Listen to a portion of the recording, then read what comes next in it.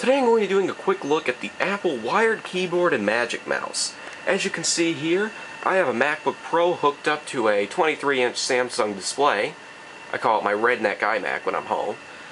And here I have an Apple wired keyboard. This keyboard is very thin, very well built, and although it takes up one USB port, it actually makes up for it by offering two on the sides, which can be quite easy access for flash drives or cameras or anything like that.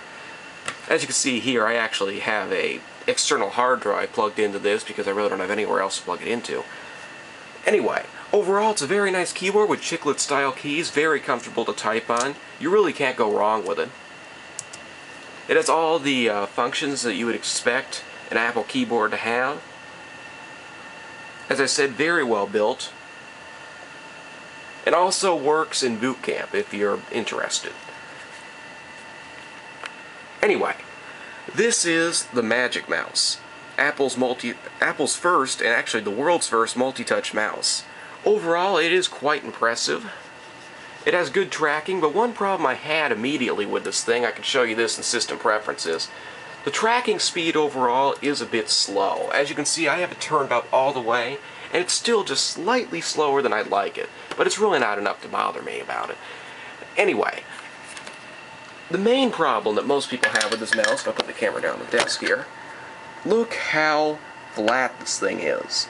As you can see, I have my old Logitech mouse behind it. This thing had a really bad battery, and that's really the main reason I replaced it. Generally, a computer mouse will give you some support. It arches up to fit your hand.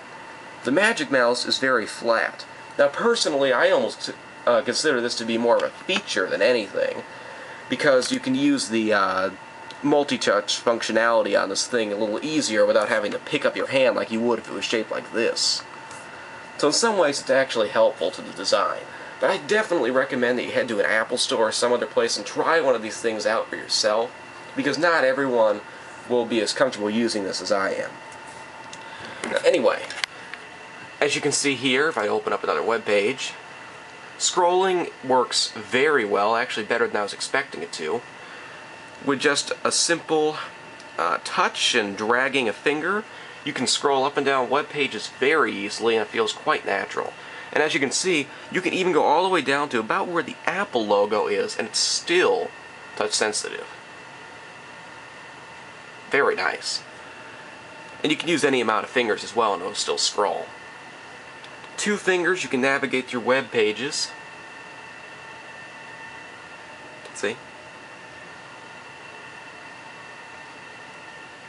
Works quite nicely. And you can also, oops, I guess I need to get that in a second. You can also hold down the control key. I really have no way of doing this all in the camera at the same time, but maybe you can see a little bit. If you hold down the control key and zoom in, you can really zoom in. Right, look at that.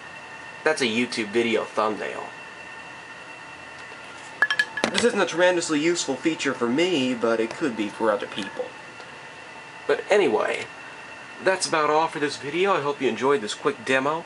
Oh, and the last thing I wanted to mention, you may need rechargeable batteries because Apple, for whatever reason, decided to have this thing take AA's instead of putting in a rechargeable battery, which is kind of annoying. So definitely would recommend getting some rechargeable AA's to put in this thing. Batteries tend to last for about a month, though, so that's really not too big of a deal.